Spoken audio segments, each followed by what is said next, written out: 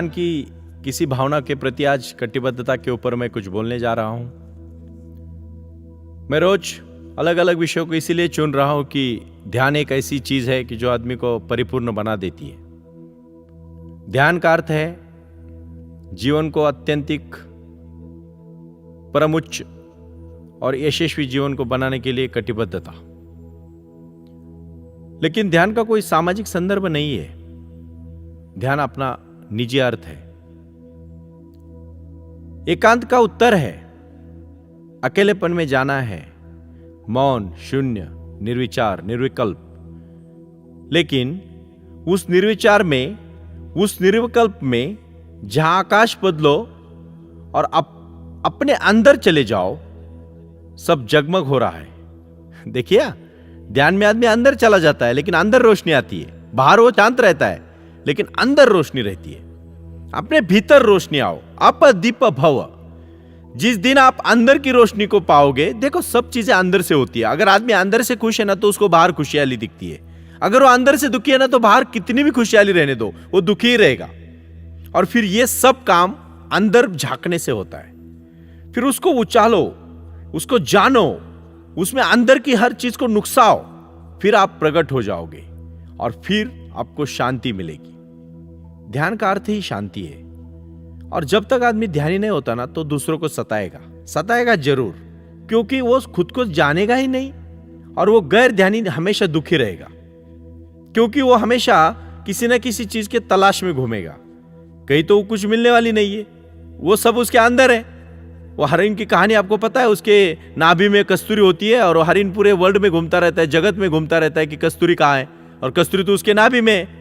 उसी प्रकार जीवन की असली खुशी अपने अंदर है, ध्यान में है। ध्यान में जाओ, फिर बीज अंकुरने लगेगा।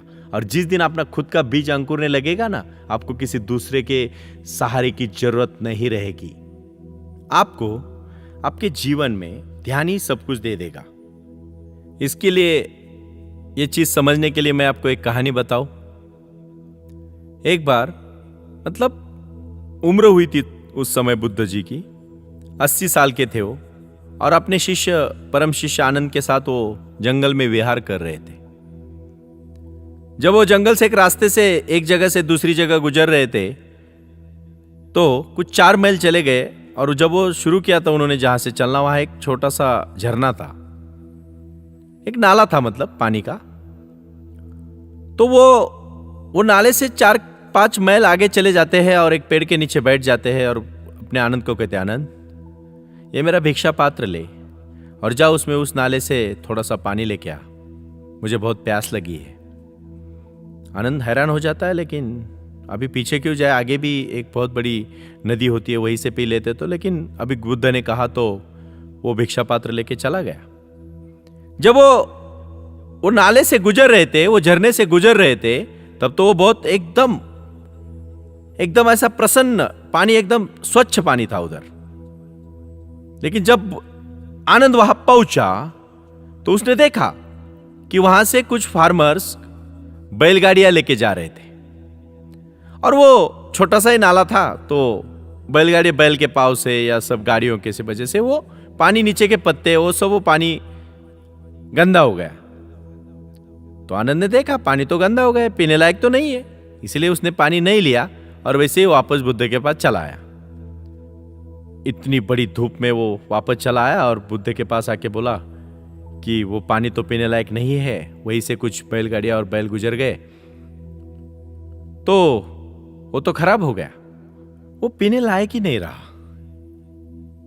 तो आप यहां से थोड़ा सा और 4 मील आगे चले जाएंगे तो वहां एक नदी है, वहीं से हम आपको पानी ले लेंगे। बुद्ध कहते नहीं आनंद, तुम फिर से जाओ और मुझे वही का पानी लेके आओ। अभी अपने गुरु ने कहा तो आनंद ने कुछ सोचा नहीं और फिर से चलने लगा। लेकिन वो हैरान हो गया कि इसी नाले के पानी की जीत क्यों। लेकिन फिर भी अपने गुरु ने कहा तो शिष्य कुछ बोलते नहीं है। उस समय उन्होंने सोचा और वापस चला गया। लेकिन जब आनंद वापस चला गया तो उसने नाले की तरफ देखा तो पानी एकदम शांत हुआ था। वो जो पत्ते ऊपर आए थे वो नीचे बैठे थे, और वो जो कीचड़ था ना ऊपर आया हुआ वो भी एकदम शांत, मतलब नीचे जाके वो नाले के यहाँ रुका था और पानी फिर से बहने लगा था। मैंने पानी पीने लायक हुआ था, पानी एकदम झरने जैसा हुआ था। तो आनंद तो चकित हो गया और आनंद ने पानी भर के भिक्षा पात्र में लिया और वापस बुद्ध के पास चला आया। और आनंद ने कहा, जब मैं वहां पहुंचा तो पानी तो एकदम साफ सुथरा था, मैं लेके आया।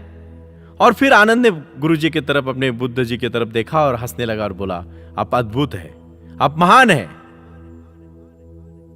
आपकी वजह से मैं एक बहुत सालों से मेरे मन में एक प्रश्न था, मुझे वो सुलझ गया। मैं बहुत समय से आपको पूछना चाहता था लेकिन पूछ ना सका। आज उसका उत्तर मुझे मिल गया। आपने तो बिना पूछे ही मुझे बता दिया। मुझे आज समझ में आ रहा है कि मेरे जीवन में बहुत सारी समस्याएं थी, बहुत सारे बुरे विचार मेरे मन में आते थे। मैं इसका क्या करूं यह मुझे समझ में नहीं आता था और मैं हमेशा चिंतित रहता था कि इन सब बुरे विचार मैं कैसे निकालूं। मैं मेरे जीवन की हर समस्या को मैं किस तरह से सामना करूं। लेकिन आज इस उदाहरण से मुझे पता चला कि आपने सही किया मेरे साथ। आज जो भी आपने मुझे बताया वो बिना पूछे ही बताया है। अब मैं राज समझ गया। बस किनारे पर बैठे रहूं, कुछ ना करूं। मैंने तो कुछ किया नहीं। जब मैं पहुंचा तो देखा कि पत्ते बह गए हैं, कुछ थोड़े बहुत रह गए थे तो वो भी बह रहे थे। मैंने कहा कि मैं अभी क्या करूं। मैंने सोचा था आते आते कि मैं वापस पानी में उतरूं, फिर पत्ते को हटाऊं, फिर मैं उतरने से मेरे पैरों से फिर से पानी गंदा हो जाएगा, तो फिर यही करूंगा तो पानी पीने लायक कैसे ले पाऊंगा।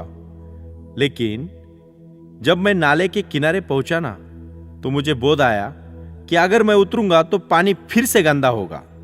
फिर मैंने क्या किया, मैं किनारे बैठा रहा, कुछ ना किया, सिर्फ देखता रहा, देखता रहा, देखता रहा और पानी स्वच्छ होते चला गया। पानी जैसे स्वच्छ होता चला गया मैं खुश होने लगा। मुझे उस समय सोच आई मेरे मन में कि आपने मुझे वापस क्यों भेजा। ये मेरी मन की दशा आपने पहले से ही जान ली थी प्रभु जी, और इसीलिए आज मैं मेरे मन में आने वाले बुरे विचारों को लड़ूंगा नहीं, छानूंगा भी नहीं, दबाऊंगा तो बिल्कुल नहीं, और मैं किसी को दमन करने के लिए प्रवृत्त भी नहीं करूंगा। फिर मैं क्या करूंगा, सिर्फ तटस्थ भाव से उस विचारों को देखता रहूंगा। शांति से मैं उन विचारों के प्रति सोचता रहूंगा और शांति से बस आंखों से देखता रहूंगा। अपने ही जीवन में तटस्थता का अर्थ मुझे आज पता चला। किनारे पे बैठे रहना यह जिस तरह से महत्वपूर्ण है, वैसे मन में आए हुए बुरे विचारों की तरफ सिर्फ देखना महत्वपूर्ण है।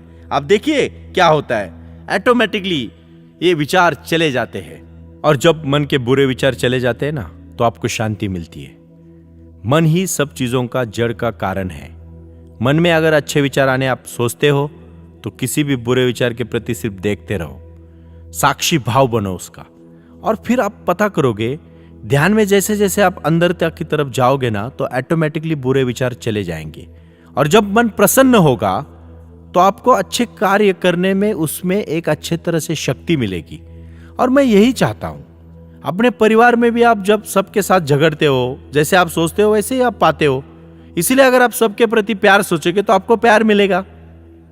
जिस तरह से आप सबसे प्रति अगर आदर और सम्मान के भाव से देखोगे तो लोग भी आपका सम्मान करने लगेंगे। और इसीलिए ध्यान धारणा ही जीवन की सबसे महत्वपूर्ण धारणा है। शांति रखो। और आज के लिए मैं इतना ही कहना चाहूंगा कि आप सब अपने जीवन के प्रति साक्षी भाव से देखो और जीवन को परिपूर्ण बनाओ, ध्यान के साथ जोड़ो और जीवन परिपूर्णता के साथ जी लो।